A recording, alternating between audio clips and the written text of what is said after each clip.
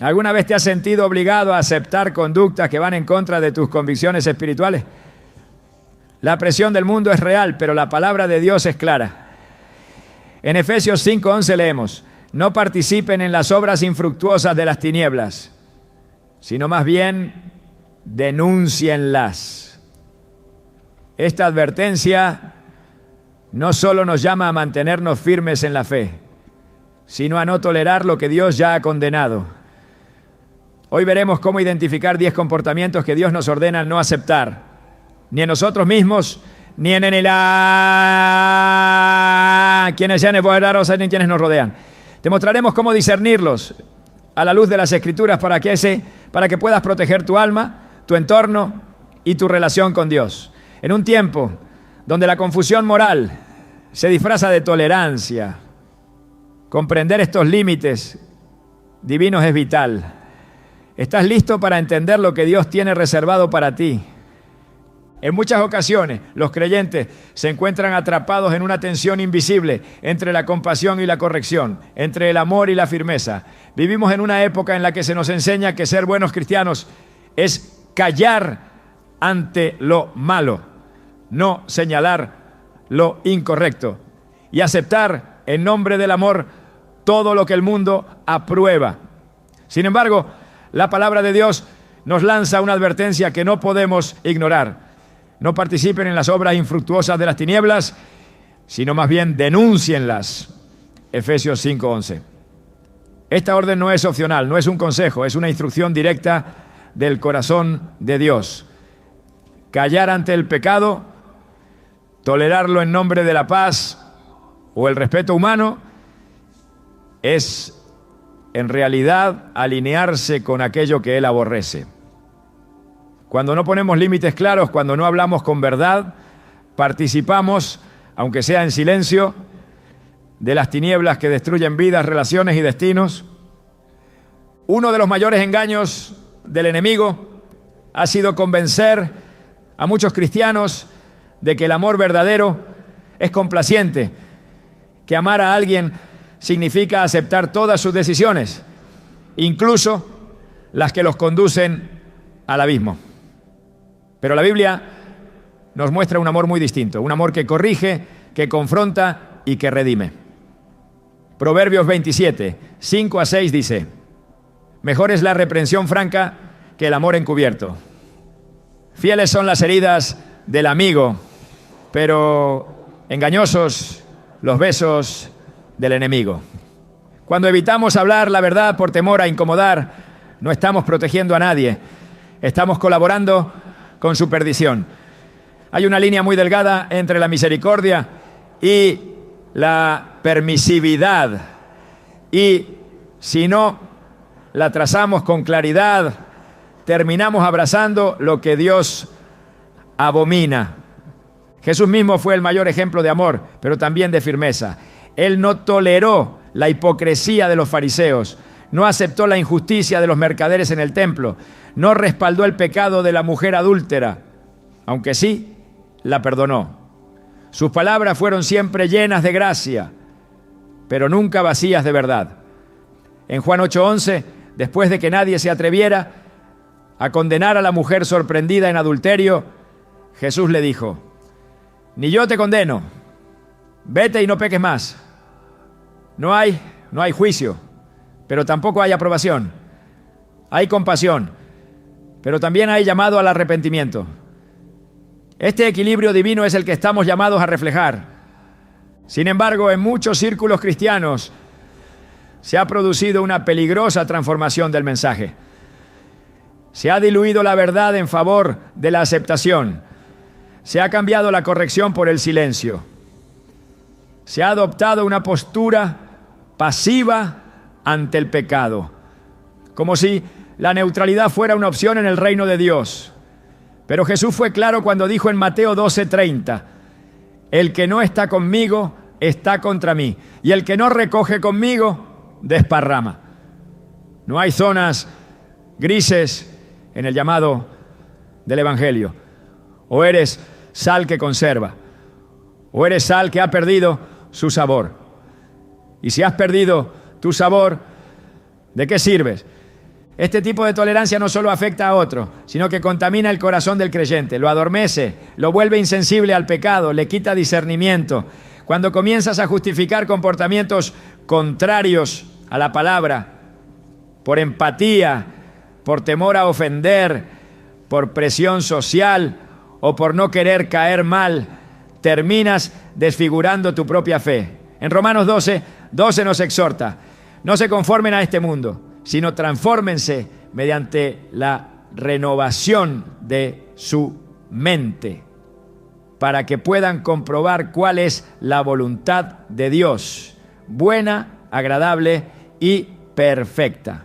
Esto implica una transformación radical de pensamiento, una mentalidad firme que no se doblega ante las opiniones del mundo. La historia del profeta Elí es una de las más tristes y reveladoras en este sentido. Él era sacerdote en Israel, un hombre consagrado, pero sus hijos, Ofni y Finés, cometían actos terribles delante de Dios. Despreciaban los sacrificios y abusaban de su posición sagrada. Elí sabía lo que hacían, pero no los detuvo. Les habló, sí, pero no actuó con la firmeza que requería la gravedad del pecado. Como resultado, Dios pronunció un juicio devastador sobre su casa. En el primer libro de Samuel, capítulo 3, versículo 13, se lee: le advertí que juzgaría a su casa para siempre por la iniquidad que él sabía, porque sus hijos se hicieron viles, y él no los reprendió con firmeza. Elí no cometió los pecados directamente, pero los toleró. Su pasividad fue suficiente para que la ira de Dios se desatara sobre él y su descendencia. Esta historia nos muestra que ser testigos del pecado y no hacer nada es, ante los ojos de Dios, una falta grave. A veces la tolerancia no nace de una intención maliciosa, sino de un deseo sincero de evitar conflictos o de preservar relaciones. Queremos mantener la armonía, no romper vínculos, no ser vistos como personas duras o fanáticas. Pero Jesús nos advirtió que seguirle tendría un costo. En Mateo 10:34 a 36 dijo: no penséis que he venido a traer paz a la tierra. No he venido a traer paz sino espada, porque he venido a poner en disensión al hombre contra su padre, a la hija contra su madre. El evangelio divide precisamente porque es luz, y la luz incomoda a quienes han decidido vivir en la oscuridad.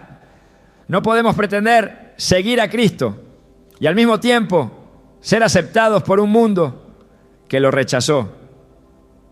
Esto no significa que debamos convertirnos en jueces arrogantes o en fiscales del pecado ajeno. La actitud con la que señalamos lo malo debe ser siempre la del que ama, no la del que condena.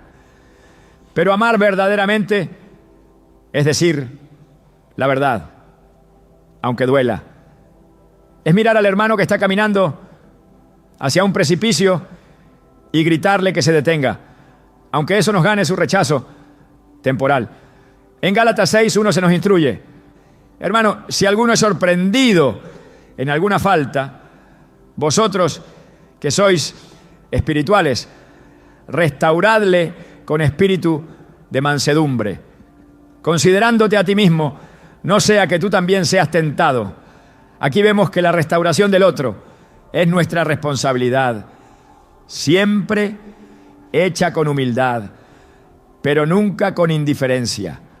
En nuestras iglesias, en nuestras casas, en nuestros entornos de trabajo, hay comportamientos que se han vuelto comunes, pero que la Biblia sigue llamando pecado: chismes, doble vida, lenguaje obsceno, inmoralidad sexual, codicia, idolatría disfrazada de ambición, odio camuflado de opinión fuerte. Y si como creyentes no los confrontamos, si los dejamos pasar bajo el argumento de cada quien vive como quiere, nos convertimos en cómplices silenciosos. En Ezequiel 3:18, Dios le dice al profeta: cuando yo diga al impío, de cierto morirás, si tú no le hablas para advertirle que se aparte de su mal camino, el impío morirá por su maldad, pero yo demandaré su sangre de tu mano. El silencio puede parecer una salida fácil, pero ante Dios es una falta de obediencia. Hay momentos en que confrontar el pecado traerá rechazo, pérdida, aislamiento, pero también hay ocasiones en que una palabra de verdad, dicha a tiempo, puede salvar una vida, rescatar un alma, cambiar el rumbo de una familia. La historia del rey David y el profeta Natán es un ejemplo claro. David había pecado gravemente, tomando a Betsabé y provocando la muerte de su esposo. Pero cuando Natán se presentó ante él y le reveló su pecado, David se quebrantó. En 2 Samuel 12:13 leemos: entonces dijo David a Natán: he pecado contra el Señor. No se justificó, no se enojó, no se defendió. Reconoció su culpa y escribió después el Salmo 51. Una de las confesiones más sinceras y poderosas de toda la Escritura. Todo esto fue posible porque alguien se atrevió a decirle la verdad. Este es el llamado para cada uno de nosotros: ser como Natán, no como Elí. Hablar cuando Dios nos impulsa a hablar, no con arrogancia, sino con la autoridad del Espíritu. No con juicio, sino con el anhelo de restauración. No con dureza, sino con firmeza. No por orgullo, sino por obediencia. Nuestra lealtad debe estar con la verdad de Dios, no con la aprobación de los hombres. Gálatas 1:10 lo expresa así: ¿busco ahora el favor de los hombres o el de Dios? ¿O me esfuerzo por agradar a los hombres? Si todavía agradara a los hombres, no sería siervo de Cristo. Hay personas a tu alrededor que necesitan que les digas la verdad. Tal vez son familiares, amigos, hermanos en la fe. Tal vez incluso tú mismo necesitas confrontarte con actitudes que has tolerado por demasiado tiempo. Este es el momento de pedir discernimiento y valentía, no para destruir, sino para edificar, no para avergonzar, sino para redimir, no para imponer, sino para sembrar la verdad que libera. Juan 8:32 nos recuerda: y conoceréis la verdad, y la verdad os hará libres. Dios no te llamó a ser espectador del mal, te llamó a ser un testigo de la luz. Te levantó para marcar la diferencia, para ser un mensajero de su palabra, incluso cuando esa palabra incomode. No estás solo en esta tarea. El Espíritu Santo es quien te capacita para hablar con sabiduría, con oportunidad y con amor. Pero no puedes callar, no puedes tolerar lo que Él rechaza, no puedes bendecir lo que Él maldice, no puedes celebrar lo que lo entristece. Hoy es el día para tomar una decisión. ¿Seguirás eligiendo el silencio cómodo o la verdad que transforma? ¿Seguirás tolerando lo que Dios detesta o serás instrumento de corrección y gracia? El mundo necesita creyentes que no solo crean, sino que vivan con convicción, que no solo amen, sino que amen con verdad, que no solo prediquen, sino que también confronten, porque solo así la luz vencerá a las tinieblas. Existen comportamientos que no se anuncian con escándalo, no levantan la voz ni generan titulares, pero que silenciosamente corroen el alma y enfrían la comunión con Dios. Son actitudes que se instalan en lo cotidiano, se esconden tras la máscara de lo normal y se disfrazan de reacciones humanas aceptables. Pero ante los ojos de Dios no hay pecado pequeño ni tolerancia que justifique lo que Él ya ha declarado inaceptable. La palabra no se contradice ni evoluciona con el tiempo. Dios no ignora los detalles del corazón. Y aunque el hombre mire la apariencia, el Señor escudriña las intenciones más profundas. Él no se deja engañar por los gestos de piedad exterior. Si el alma está contaminada por el orgullo, la envidia, la amargura o la murmuración, es en ese terreno invisible a los ojos humanos, pero evidente ante el trono celestial, donde se libra una de las batallas más decisivas del creyente. En Proverbios 4:23 encontramos una advertencia directa: sobre toda cosa guardada, guarda tu corazón, porque de él mana la vida. Este mandato no es poético, es vital. El corazón es el lugar donde se originan las acciones. Y cuando Este se contamina, aunque las obras exteriores parezcan buenas, el resultado espiritual está comprometido. Actitudes como la altivez, la dureza, la crítica constante o la falta de perdón no solo hieren relaciones humanas, sino que apagan el fuego del Espíritu en quien las permite. Una vida que parece ordenada pero que guarda resentimiento está edificando sobre cimientos agrietados. El Señor no busca apariencias, sino integridad.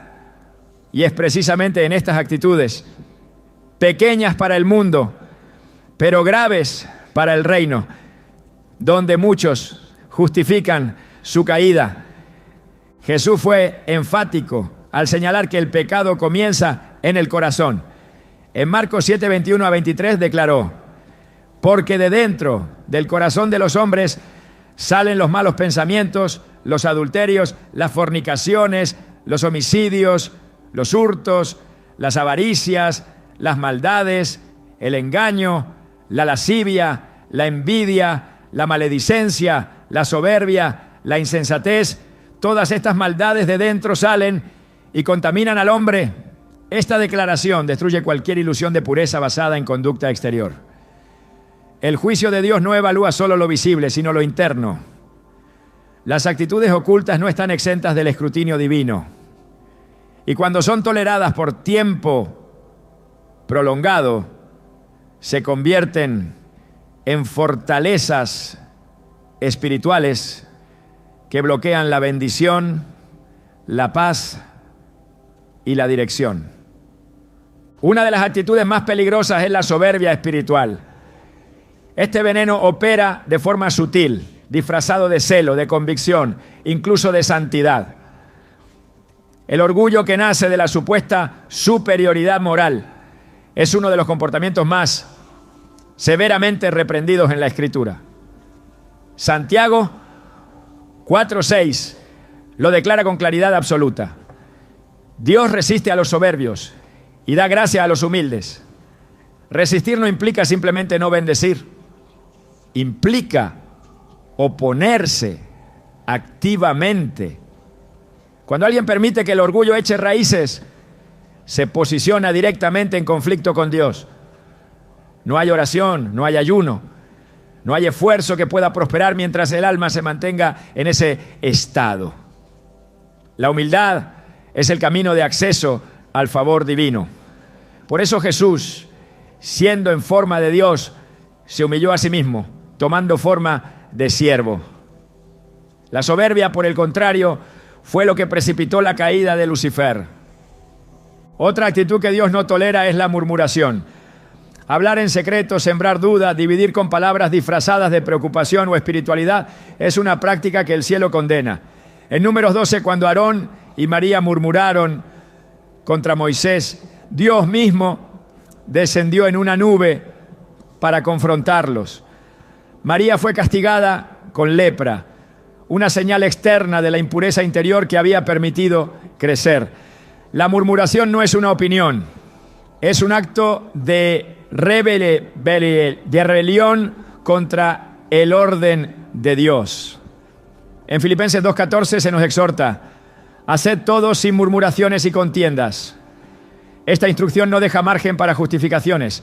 La lengua que murmura siembra división, destruye confianza y genera confusión. Y donde hay confusión, no hay presencia de Dios, sino obra del enemigo.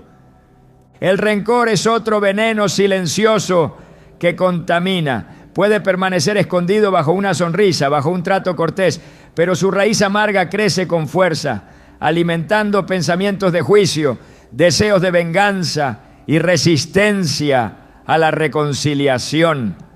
Hebreos 12:15 advierte: mirad bien, no sea que alguno deje de alcanzar la gracia de Dios, que brotando alguna raíz de amargura os estorbe y por ella muchos sean contaminados. Aquí el texto muestra que no solo el que guarda rencor es afectado, sino que esa amargura se extiende y contamina a otros. Dios no tolera el rencor porque es incompatible con su naturaleza. Él es amor, restauración. El corazón que se niega a perdonar bloquea el perdón divino. Así lo afirmó Jesús en Mateo 6:15. Mas si no perdonáis a los hombres sus ofensas, tampoco vuestro Padre os perdonará vuestras ofensas. Este principio es ineludible. No se trata de emoción, sino de obediencia. El perdón es un acto de fe, no un sentimiento que debe esperar a madurar. El egoísmo también es una actitud que, aunque comúnmente aceptada por la cultura, es abominable delante de Dios. Vivir centrado en uno mismo, tomar decisiones únicamente por interés personal, cerrar los oídos al clamor del necesitado, endurecer el corazón ante la necesidad del prójimo, son comportamientos que el reino rechaza. En el 1 Juan 3:17 leemos: pero el que tiene bienes de este mundo y ve a su hermano tener necesidad y cierra contra él su corazón, ¿cómo mora el amor de Dios en él? Esta pregunta no necesita respuesta. La actitud egoísta es contraria al carácter de Cristo, quien se dio por completo, quien no retuvo nada, quien lo entregó todo, incluso sin garantías de reciprocidad. Otro comportamiento inaceptable que muchas veces se tolera por su aparente inocencia es la envidia. Este sentimiento es corrosivo, porque no solo implica desear lo que otro tiene, sino cuestionar la soberanía de Dios para bendecir a quien Él quiere. La envidia dice en silencio: yo merezco más que Él. En Santiago 3:16 se nos revela la gravedad de este pecado. Porque donde hay celos y contención, allí hay perturbación y toda obra perversa. Es decir, la envidia no opera sola. Es una puerta que abre paso a otras formas de maldad. La Biblia nos muestra cómo la envidia fue el motor detrás del rechazo de Caín a Abel, la razón del odio de los hermanos de José, la causa del complot contra Daniel. El espíritu de envidia siempre ataca lo que está siendo bendecido, promovido o usado por Dios. El juicio apresurado también es una actitud que muchas veces pasa desapercibida, pero que es rechazada por Dios. Emitir veredictos sobre otros sin conocer los hechos, ¿no? Sin misericordia, sin intención de restaurar, es una transgresión espiritual. Jesús dijo en Mateo 7:1-2: no juzguéis para que no seáis juzgados, porque con el juicio con que juzgáis seréis juzgados, y con la medida con que medís se os medirá. Esto no elimina la necesidad de discernir el bien del mal, pero sí prohíbe hacerlo desde una posición de superioridad o dureza. Dios busca corazones que intercedan, no que acusen, que lloren por el pecador, no que lo apedreen. Estas actitudes, aunque pequeñas a los ojos humanos, son profundamente destructivas en el mundo espiritual. No solo ofenden a Dios, sino que abren puertas al enemigo, contaminan el ambiente de la iglesia, enfrían la pasión espiritual y provocan retrasos en el propósito divino. Muchos creyentes oran sin respuesta, ayunan sin resultados, sirven sin fruto, porque hay actitudes internas que están bloqueando el fluir de la gracia. El salmista clamó en el Salmo 139, 23-24. Examíname, oh Dios, y conoce mi corazón. Pruébame y conoce mis pensamientos. Y ve si hay en mí camino de perversidad. Y guíame en el camino eterno. Este debe ser el clamor constante de todo hijo de Dios. No basta con lo que los demás ven. Es necesario pedir al Espíritu que revele lo que aún no ha sido sanado. La santidad no comienza con grandes actos visibles, sino con pequeñas decisiones internas. Decidir no alimentar el orgullo, renunciar a pensamientos de crítica, pedir perdón sin excusa, alegrarse sinceramente por el bien ajeno, bendecir en lugar de murmurar, son decisiones que, aunque sencillas, edifican un carácter conforme al corazón de Dios. Es en lo secreto donde se define el poder de lo público, y es en la intimidad del alma donde Dios forja vasos de honra. La iglesia está llamada a ser ejemplo no solo de conducta externa, sino de pureza interna. El llamado es a limpiar no solo lo que se ve, sino también lo que se oculta. En Mateo 23, 26, Jesús reprendió a los fariseos con estas palabras: fariseo ciego, limpia primero lo de dentro del vaso y del plato, para que también lo de fuera quede limpio. El orden no puede invertirse. Lo exterior será inevitablemente expresión de lo interior. Y si el corazón está lleno de actitudes tóxicas, todo lo demás estará contaminado. El Espíritu Santo no habita en corazones llenos de amargura, orgullo o murmuración. Él es santo y como tal no puede compartir espacio con lo que ofende su naturaleza. Es por eso que en Efesios 4:30 se nos dice: y no contristéis al Espíritu Santo de Dios, con el cual fuisteis sellados para el día de la redención. Contristar al Espíritu no siempre es el resultado de un pecado escandaloso. Muchas veces es producto de una actitud persistente que no se rinde, una disposición interior que se resiste al cambio. El Espíritu es sensible y su presencia se retira cuando no encuentra lugar limpio donde reposar. Hoy más que nunca, Dios está buscando una iglesia sin manchas internas, sin tolerancia a lo pequeño que corrompe, sin justificaciones emocionales para lo que su palabra ya ha condenado. El estándar del reino no baja para acomodarse al corazón del hombre.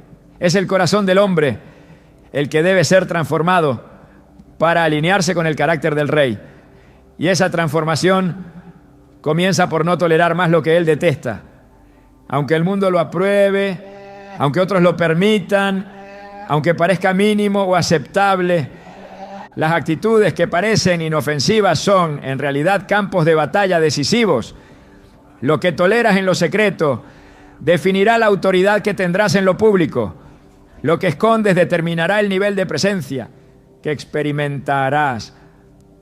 Y lo que callas, si no es redimido, será usado por el enemigo para sabotear tu llamado. Hoy es tiempo de renunciar a todo veneno invisible, de clamar por limpieza profunda, de rechazar lo pequeño que contamina y de abrazar la santidad que Dios espera de sus hijos. La Biblia nos enseña que no todo vínculo que forma parte de nuestra vida está alineado con el propósito que Dios ha diseñado para nosotros.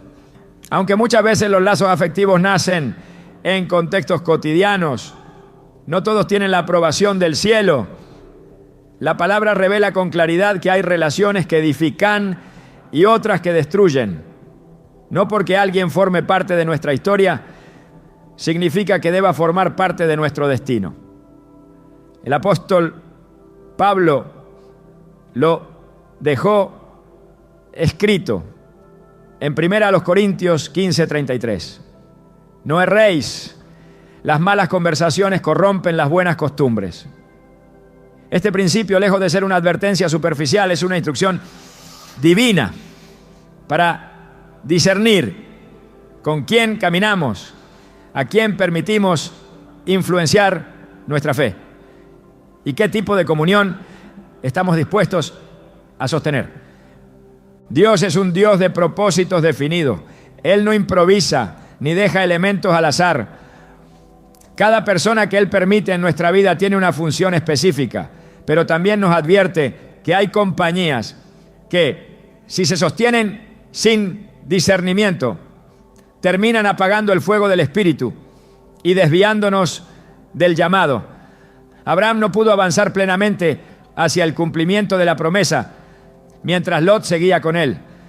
Solo después de que se separaron, Dios le mostró la tierra que había destinado para él. Este detalle bíblico en Génesis 13 no es incidental. Es una señal profética de que algunos destinos solo se activan cuando se cortan ciertos vínculos. No porque el otro sea necesariamente malvado, sino porque no está llamado a caminar el mismo tramo. El alma se contamina no solo con lo que hace, sino con lo que permite. Y muchas veces esa contaminación llega a través de conversaciones, consejos o vínculos que en apariencia no muestran señales de peligro. Sin embargo, el corazón del hombre es engañoso. Y por eso el Señor nos manda a probar los espíritus, a observar los frutos y a caminar con sabiduría. En Proverbios 13:20 se nos dice: el que anda con sabios, sabio será, mas el que se junta con necios será quebrantado. Este versículo no se limita a una exhortación moral, sino que revela una ley espiritual de transferencia. Aquello con lo que te expones constantemente termina moldeando tu manera de pensar, de sentir y de decidir. Dios no quiere una fe contaminada por influencias que desvían, sino una fe firme, anclada en su verdad, libre de todo yugo desigual. El concepto de yugo desigual no se limita al matrimonio, como muchas veces se enseña. Implica toda relación en la que dos corazones caminan en direcciones espirituales opuestas. Cuando uno busca agradar a Dios y el otro busca agradar al mundo, tarde o temprano el desequilibrio afectará la marcha.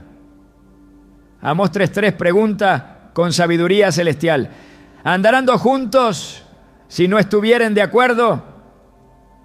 La falta de acuerdo espiritual no es simplemente una diferencia de opinión, es una incompatibilidad de propósito.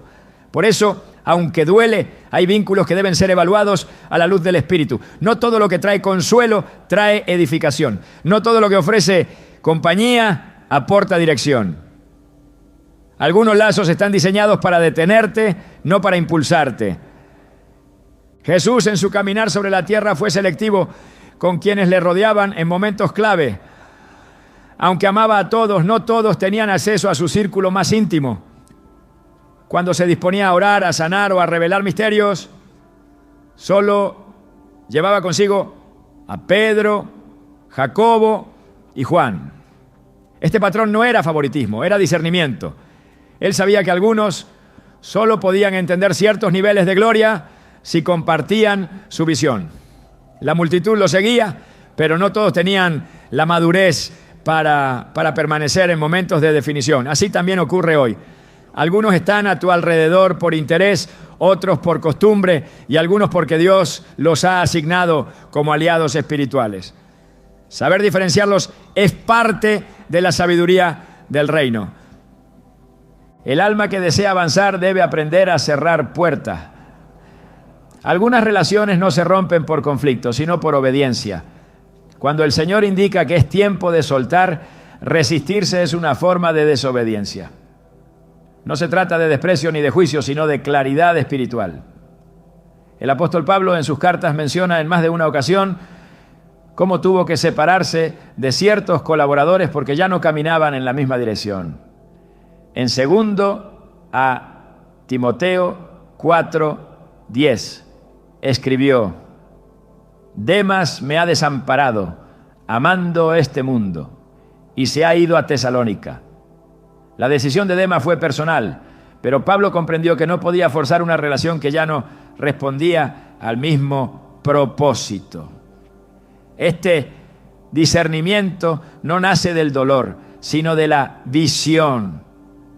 El que ve hacia adelante entiende cuándo es tiempo de continuar sin ciertas cargas. El llamado de Dios requiere enfoque. No se puede avanzar con doble ánimo, ni se puede mantener encendida la llama espiritual mientras se convive con voces que siembran duda, incredulidad o confusión. Cuando Jesús fue a resucitar a la hija de Jairo, pidió que salieran todos los que se burlaban de él. En Marcos 5, 40 al 41 se nos dice que después de sacar a los incrédulos, tomó de la mano a la niña y le dijo: Talita cumi. La vida volvió cuando la atmósfera fue purificada. Este detalle revela un principio poderoso. No todas las personas deben estar presentes cuando se produce el milagro. Algunos, aunque amados, impiden el movimiento sobrenatural por la incredulidad que cargan. Si no se apartan, la obra no se manifiesta. En tiempos donde la cultura exalta los vínculos por encima de los principios, el pueblo de Dios está llamado a evaluar sus relaciones con los ojos del Espíritu. El reino no se construye con afinidades emocionales, sino con alianzas alineadas al propósito eterno. El afecto sin dirección espiritual se convierte en ancla. Pero cuando el amor se somete a la voluntad de Dios, se transforma en impulso. El amor verdadero no es permisivo, es obediente. Si el vínculo se convierte en estorbo, Dios pedirá que sea puesto en el altar. Y el altar siempre implica renuncia. El Espíritu Santo guía al creyente hacia toda verdad y parte de esa verdad es identificar qué relaciones lo elevan y cuáles lo hunden. No se trata de cortar por impulso, sino de escuchar la voz de Dios. Él no quita sin razón, no aparta sin propósito. Cada separación ordenada por el cielo tiene como meta preservar la integridad espiritual y proteger el diseño original. Y aunque en lo humano duela, en lo eterno produce fruto. Quien desea caminar en el propósito de Dios no puede tolerar vínculos que contradicen la palabra. No se puede andar en santidad mientras se negocian principios por mantener relaciones.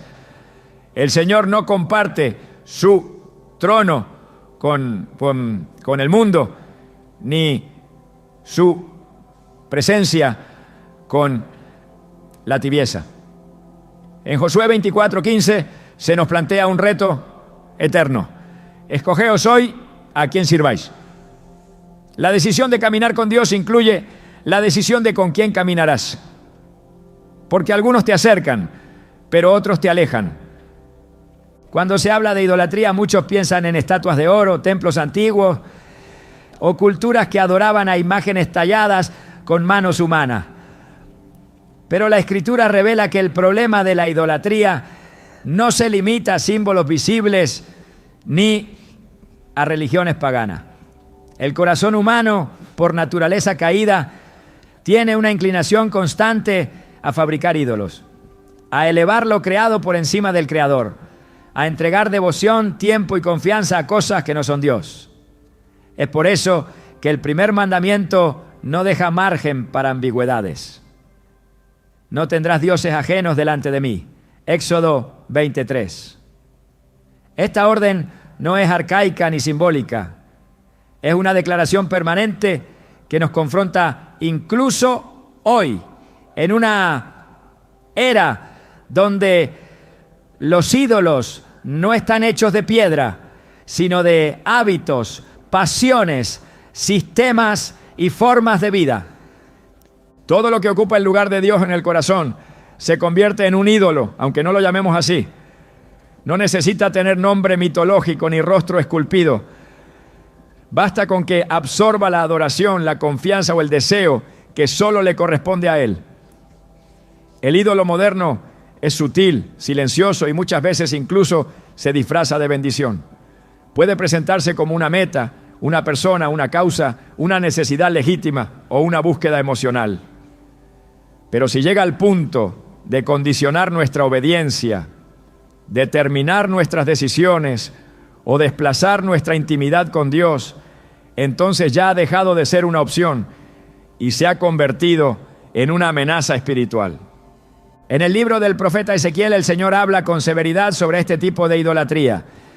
En el capítulo 14, versículos 3 al 5, Dios le revela a Ezequiel que los ancianos de Israel habían levantado ídolos en su corazón y por eso no podían recibir respuesta divina.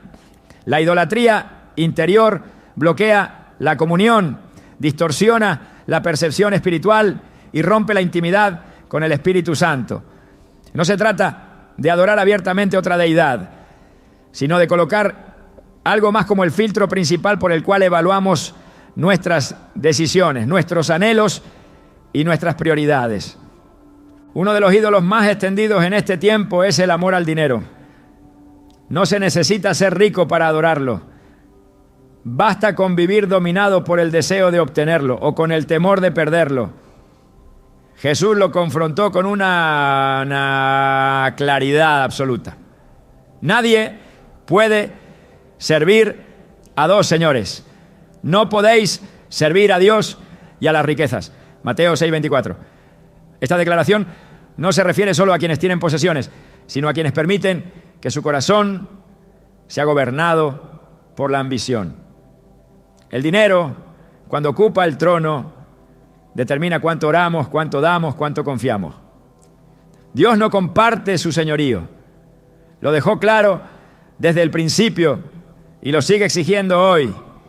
Porque donde está tu tesoro, allí estará también tu corazón. También hay quienes han entronado su propia imagen. El ego disfrazado de autoestima, el deseo constante de validación, la obsesión por controlar cómo somos percibidos, son formas modernas de idolatría personal. La exaltación del yo ha sustituido en muchos casos la exaltación de Cristo. La cultura de la exposición ha dado a luz una generación que mide su valor por la aprobación pública, que se define por métricas humanas y que teme más al rechazo social que al juicio divino. Pero el llamado del Evangelio sigue siendo el mismo. Niéguese a sí mismo, tome su cruz cada día y sígame. Lucas 9:23. El yo no debe ser exaltado, debe ser crucificado. Porque no puede haber resurrección sin muerte. No puede reinar Cristo donde todavía reina el ego. El deseo de éxito también se ha transformado en un ídolo aceptado. Perseguir metas, alcanzar logros, crecer en influencia no son pecados en sí. Pero cuando esas aspiraciones consumen nuestra atención, cuando se convierten en fuente de identidad o justificación de decisiones que comprometen nuestra obediencia, estamos ante un nuevo altar.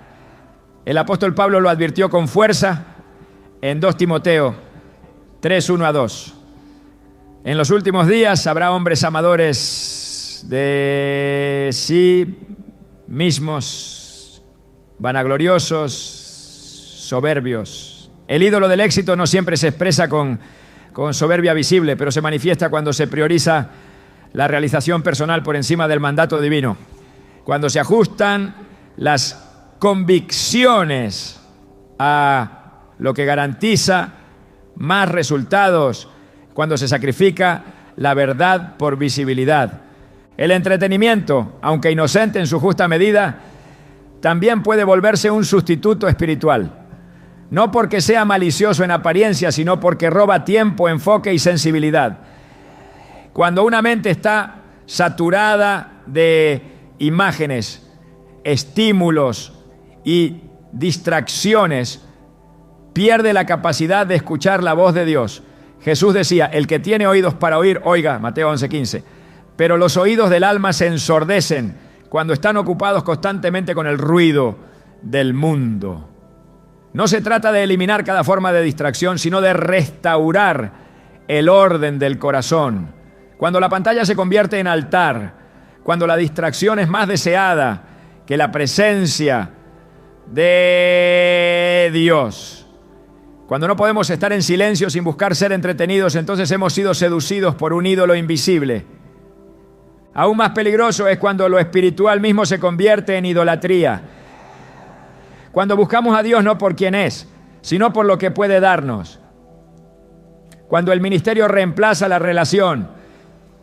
Cuando el servicio sustituye la intimidad.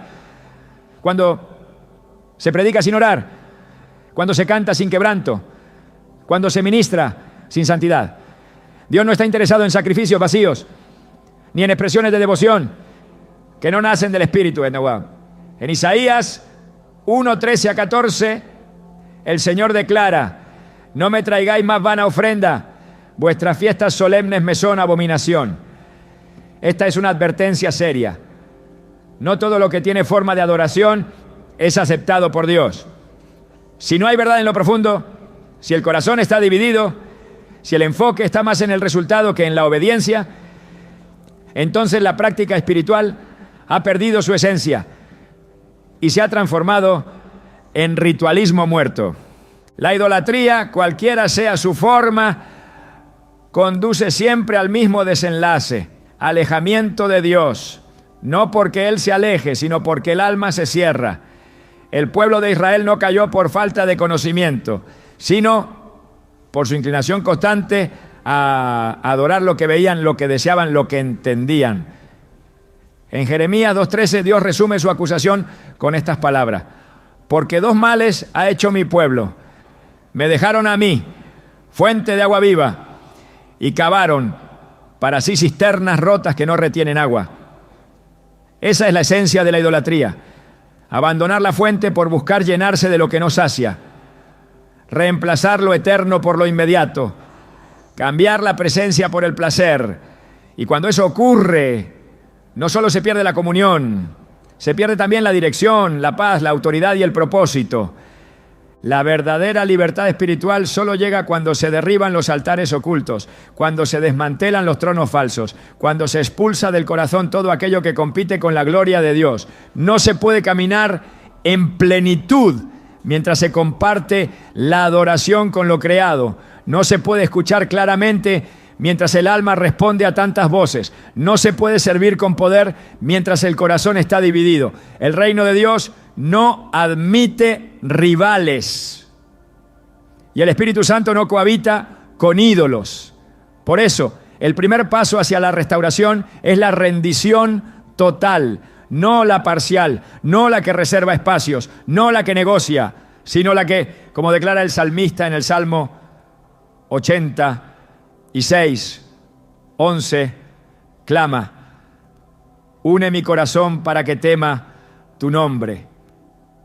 Dios está llamando a un pueblo que no tolere más ídolos escondidos, que no justifique más lo que ya ha sido condenado, que no racionalice su frialdad espiritual culpando al entorno, sino que reconozca que la raíz muchas veces está en aquello que se ha colocado por encima de su palabra. Este es el tiempo de limpieza profunda, no solo en lo externo, sino en lo interno, no solo en lo evidente, sino en lo secreto, porque allí, en lo secreto, se define la fidelidad.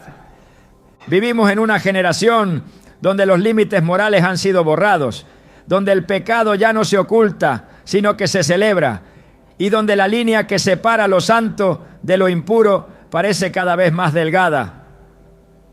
Pero el reino de Dios no es moldeado por las tendencias del momento, ni por las opiniones cambiantes del mundo. Dios no adapta su palabra a la cultura.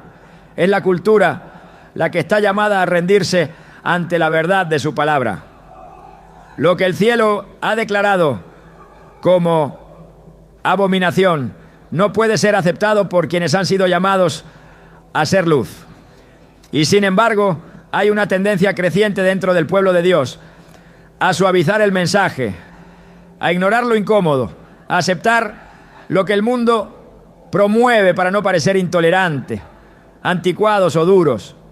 Esta tolerancia disfrazada de compasión está erosionando lentamente la santidad del pueblo, apagando el fuego del espíritu y dando paso a un cristianismo sin cruz, sin confrontación y sin poder.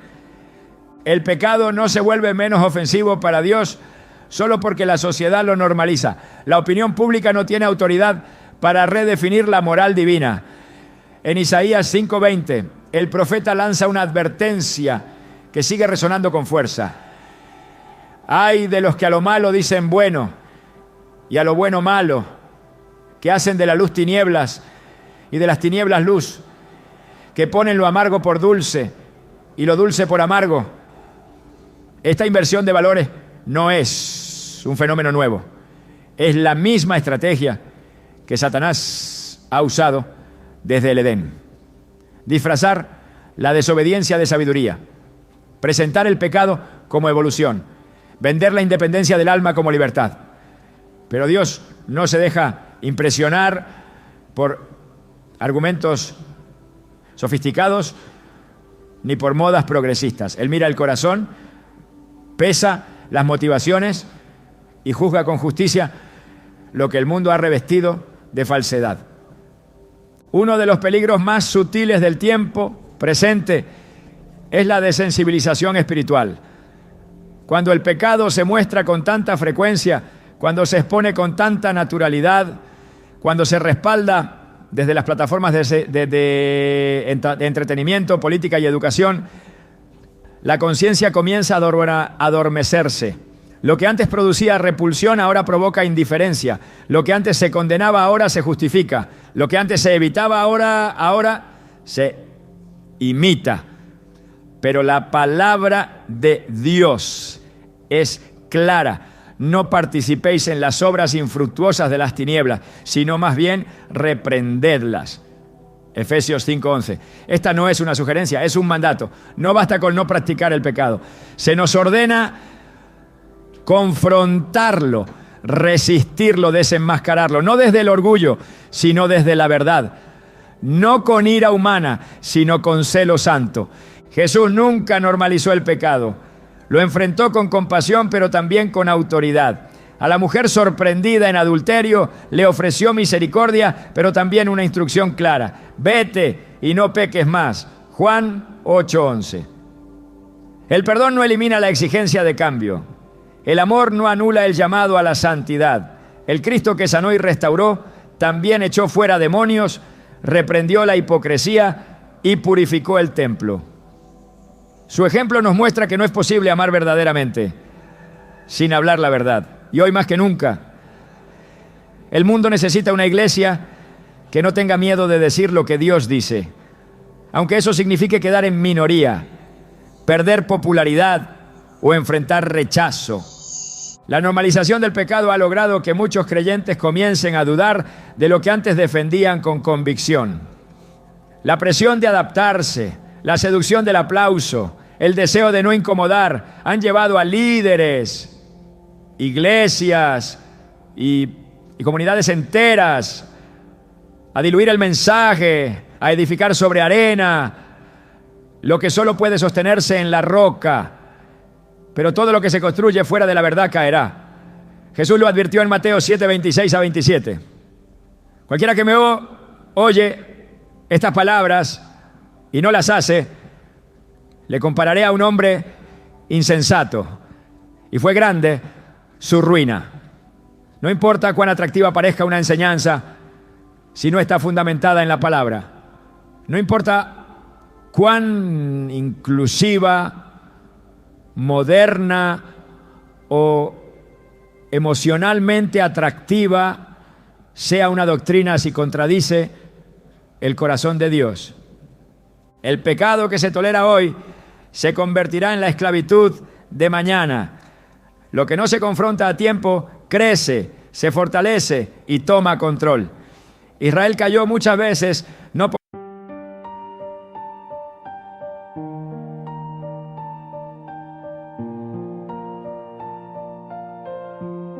I've walked through nights with no light left, dreams fading slow in my own breath. Yeah, these echoes, they're my rise. Create an original, emotional, rotted wit without ballad, with monoratic strings and a power build in the final chorus. Avoid unknown melodies or patterns from existing songs.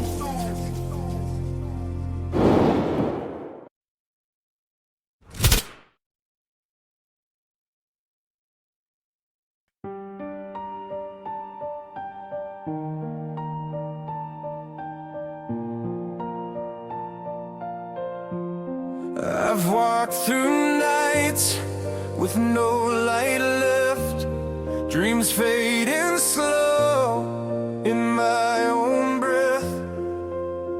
Yeah, these echoes,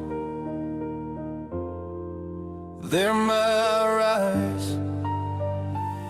Create an original, emotional ride whip without ballad, with mono-radic strings and a power build in the final chorus. Avoid unknown melodies or patterns from existing songs.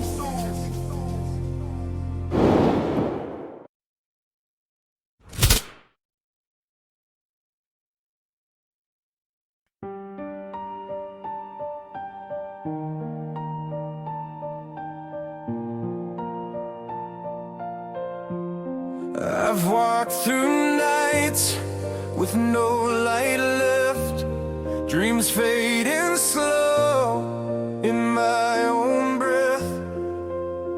Yeah, these echoes, they're my rise. Create an original, emotional ride whip without ballad, with mono-radic strings and a power build in the final chorus. Avoid unknown melodies or patterns from existing songs.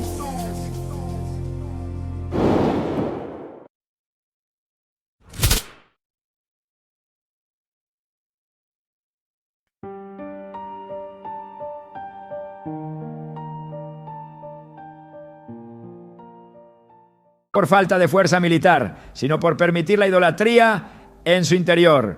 La mezcla, el sincretismo, la negociación con los pueblos paganos fueron más destructivos que cualquier espada enemiga, porque el enemigo que entra por la puerta de la tolerancia es más letal que el que ataca desde fuera. En Apocalipsis 2:20 Jesús confronta a la iglesia de Tiatira por permitir a Jezabel, una figura que representa la corrupción espiritual, enseñar y seducir a los siervos a fornicar y comer cosas sacrificadas a los ídolos. No se les acusa por practicar esos pecados, sino por permitir que otros lo hagan dentro del cuerpo. Esa permisividad fue suficiente para que el juicio viniera, porque tolerar el pecado en el campamento es negar la naturaleza santa del Dios que habita en medio del pueblo. La defensa de la verdad no es una tarea opcional para el creyente, es parte esencial de su identidad. Pablo exhortó a Timoteo a predicar la palabra, que instes a tiempo y fuera de tiempo, redarguye, reprende, exhorta con toda paciencia y doctrina. Se llama el Consejo de Timoteo 4:2. Este llamado no era solo para el púlpito, sino para toda vida que ha sido marcada por la gracia. La luz no tiene sentido si no alumbra. La sal pierde su propósito si se disuelve en la cultura. Dios está levantando una generación que no negocie la verdad, que no se doblegue ante la presión de encajar, que no necesite la validación del mundo para caminar en obediencia. Una generación que viva de acuerdo con el cielo, aunque eso signifique caminar contra la corriente de la tierra. El pecado normalizado produce una distorsión en la percepción espiritual. Cuando se justifica lo injustificable, cuando se redefine el mal como expresión personal, cuando se convierte en agenda lo que antes era motivo de arrepentimiento, el discernimiento se debilita. Ya no se perciben los peligros, ya no se reconoce la convicción, se pierde la capacidad de ver como Dios ve, de sentir como Él siente, de odiar lo que Él odia. Y el corazón se convierte en tierra árida, insensible, ajena a la presencia. Por eso el salmista clamaba: enséñame, oh Jehová, tu camino, caminaré yo en tu verdad. Afirma mi corazón para que tema tu nombre. Salmo 86:11. El temor de Dios no puede convivir con la aceptación del pecado. Son fuerzas opuestas, realidades incompatibles. Donde se honra al pecado, la gloria se retira. No se puede amar lo que Dios abomina y esperar su respaldo. No se puede levantar manos en adoración mientras el corazón abraza la inmundicia. No se puede hablar de gracia sin hablar también de arrepentimiento. No se puede predicar el cielo mientras se justifica el infierno. La iglesia que Jesús viene a buscar no es una iglesia adaptada al mundo, sino separada, sin mancha ni arruga, preparada como una novia santa. Por eso el llamado es urgente. No a la violencia, no al odio, no al juicio humano, sino a la verdad que restaura, a la santidad que transforma, a la valentía que dice lo que el cielo dice, aunque la tierra no lo entienda. El pecado, aunque se legalice, sigue siendo pecado. Aunque se promueva, sigue siendo una ofensa al Dios 3 veces santo. Aunque se disfrace de libertad, sigue siendo una cadena. La Biblia no cambia con las leyes humanas. La verdad no se negocia en mesas de diálogo. Y la cruz sigue siendo la única respuesta al pecado. En un mundo que glorifica la rebelión, la iglesia está llamada a exaltar la obediencia. En una generación que celebra la desobediencia, el pueblo de Dios debe levantarse con una voz distinta, no para condenar, sino para advertir, no para rechazar, sino para restaurar, no para aislarse, sino para ser agentes de santidad en medio de la oscuridad.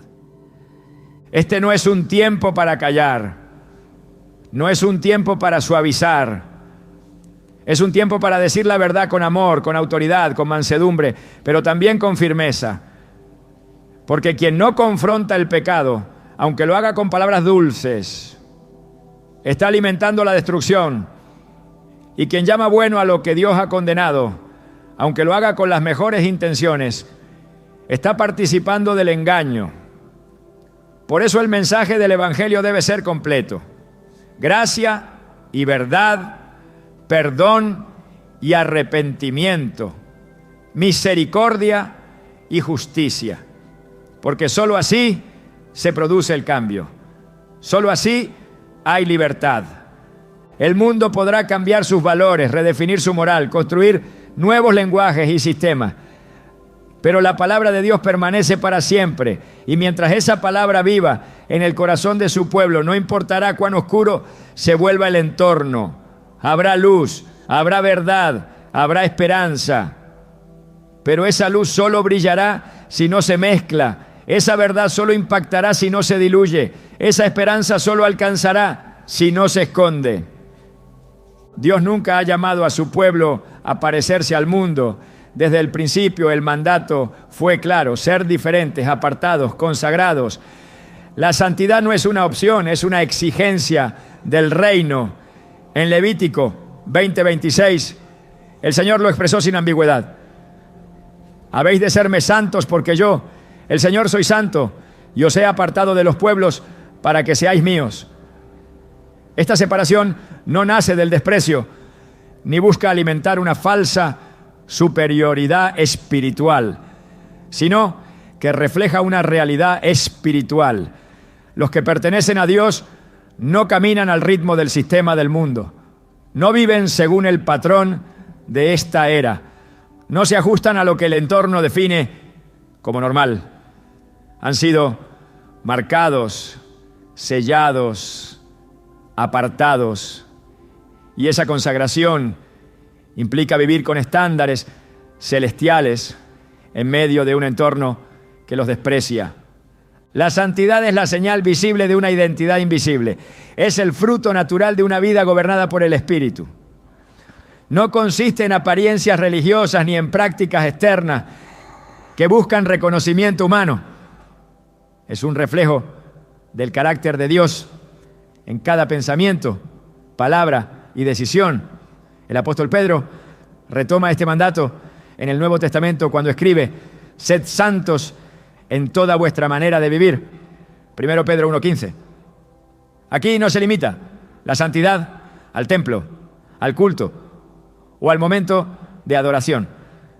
Se extiende a cada aspecto de la vida. Cómo se habla, cómo se responde, cómo se trata a los demás, cómo se resiste al pecado cuando nadie ve.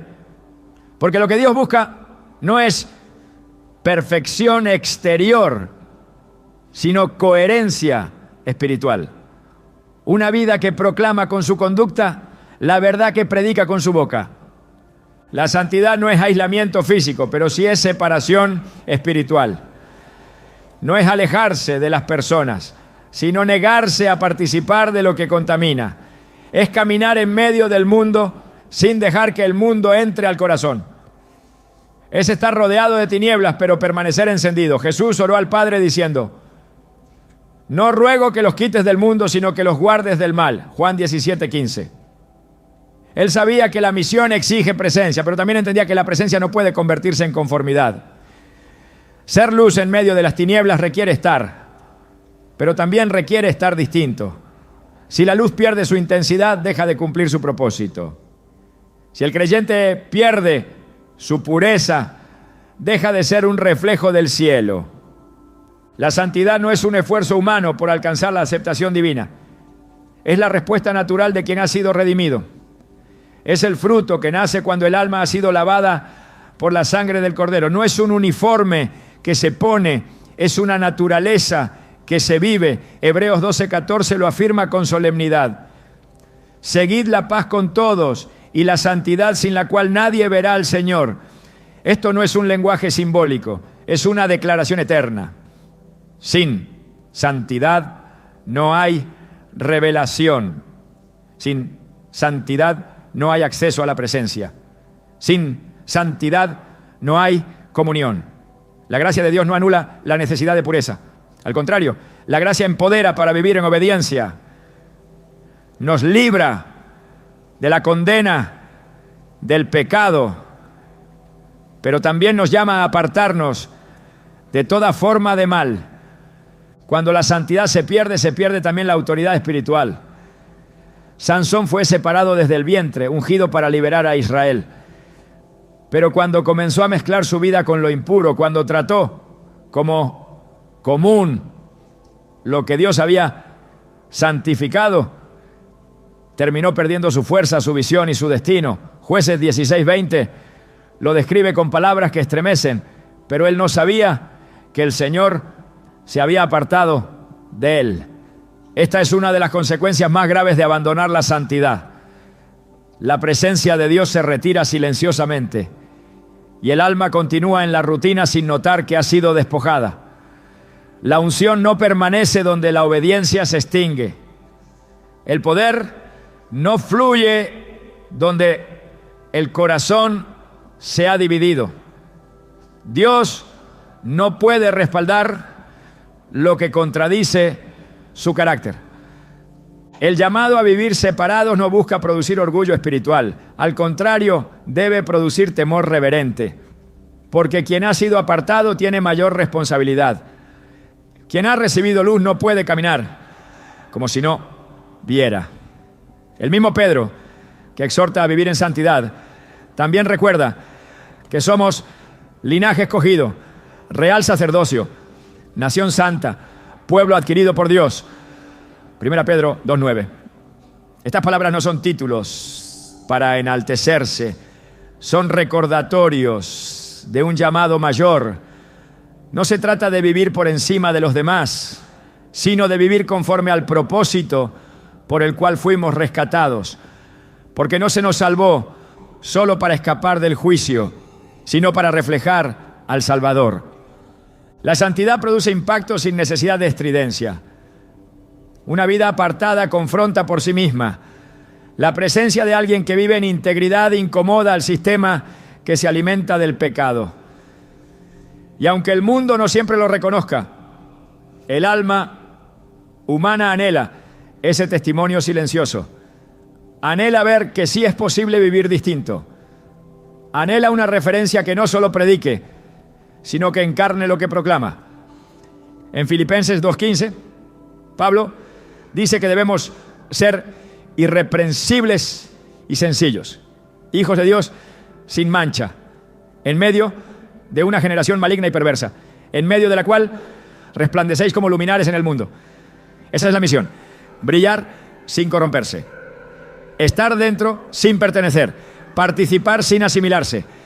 Ser santos no significa ser inalcanzable, significa vivir con un corazón rendido, significa escoger a Dios por encima de todo, significa no negociar la obediencia por la comodidad, significa guardar el corazón aunque todos aplaudan la transgresión, significa decir no cuando todo grita sí, significa llorar por lo que entristece al espíritu, significa renunciar a lo que el alma desea, Cuando eso contraviene lo que el cielo espera. Es morir cada día al yo, para que Cristo viva con libertad.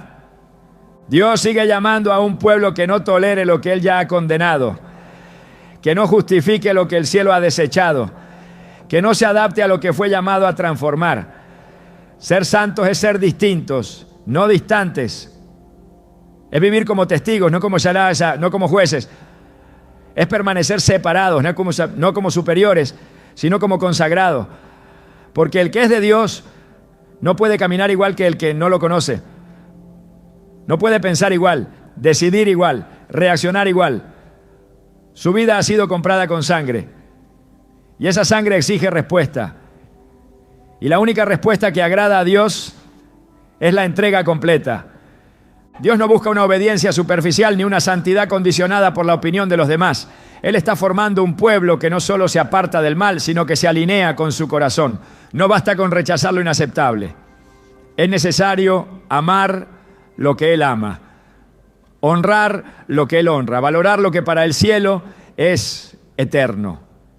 Esa es la esencia de una vida que trasciende, una vida que no se limita a evitar el pecado, sino que se compromete activamente con la verdad. Porque el llamado de Dios no es solo a resistir lo que contamina, sino a edificar lo que glorifica su nombre.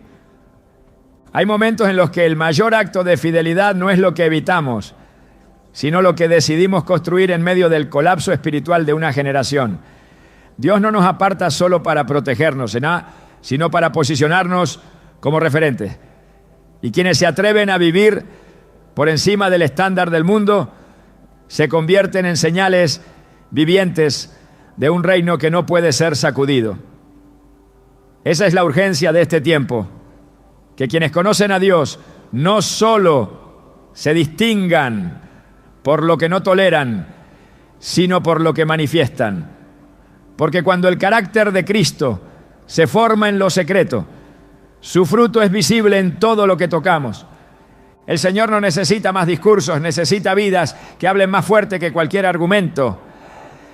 Vidas que vivan con pureza, que influyan con humildad, que iluminen con firmeza, que despierten a los que duermen, con una santidad que no condena, pero tampoco se rinde.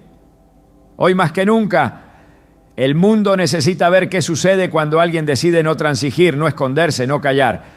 Cuando alguien elige caminar recto, aunque todos vayan en otra dirección. No se trata solo de identificar lo que Dios no tolera, sino de reflejar por qué Él es digno de una vida totalmente entregada.